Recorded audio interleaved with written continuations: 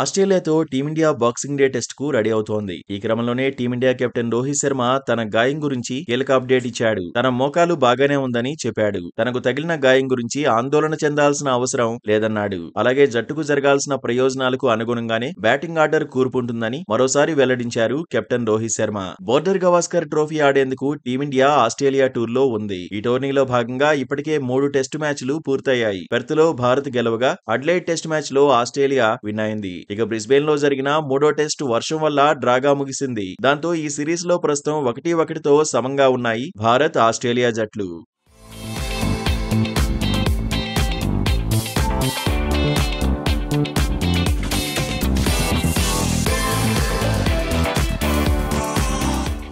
Melbourne లో 4వ test మొదలు కానుంది. డిసెంబర్ 26వ తేదీన ఈ బాక్సింగ్ డే టెస్ట్ ప్రారంభమవుతుంది. ఈ క్రమంలోనే టీమిండియా కెప్టెన్ రోహిత్ శర్మ మీడియాతో మాట్లాడారు. ప్రాక్టీస్ లో రోహిత్ శర్మకు తీవ్ర గాయమైందని వార్తలు వచ్చాయి. వీటిపై రోహిత్ క్లారిటీ ఇచ్చాడు. తనకు ఎలాంటి గాయం కాలేదని, తన మోకాలు బాగానే ఉందని చెప్పాడు. అలాగే టీమిండియా బ్యాటింగ్ ఆర్డర్ లో వైఫల్యం పైన రోహిత్ స్పందించాడు. రిషబ్ పంత్ పై ఎలాంటి ఒత్తిడి లేదని, అతని ఆట బాగుందని, ఫామ్ లోనే ఉన్నాడని పేర్కొన్నాడు. అతను 2-3 టెస్ట్ లో మాత్రం రాణించలేకపోయాడని రోహిత్ పేర్కొన్నాడు.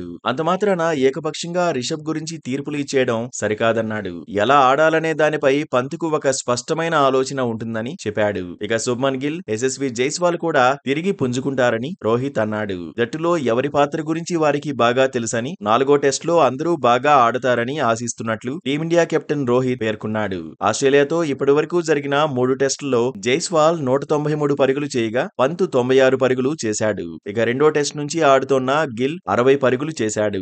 రెండో టెస్ట్ నుంచి టీం బాధ్యతలు తీసుకున్న రోహిత్ శర్మ బ్యాటింగ్ లో దారుణంగా విఫలమయ్యాడు. కేఎల్ రాహుల్ కు ఓపెనర్ గా అవకాశం ఇచ్చిన రోహిత్ 6వ స్థానంలో వస్తున్నాడు. ఇక 4వ టెస్ట్ లో కూడా ఇదే ఆర్డర్ ఉంటుందని తెలుస్తోంది. మరి బాక్సింగ్ డే టెస్ట్ లో అయినా యువ ఆటగాళ్లతో పాటు కెప్టెన్ పరుగులు సాధించాలని టీమిండియా అభిమానులు కోరుకుంటున్నారు.